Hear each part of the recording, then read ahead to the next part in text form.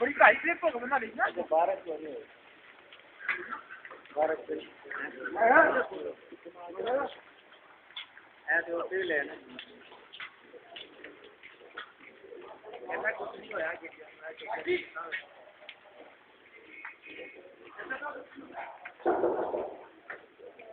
hello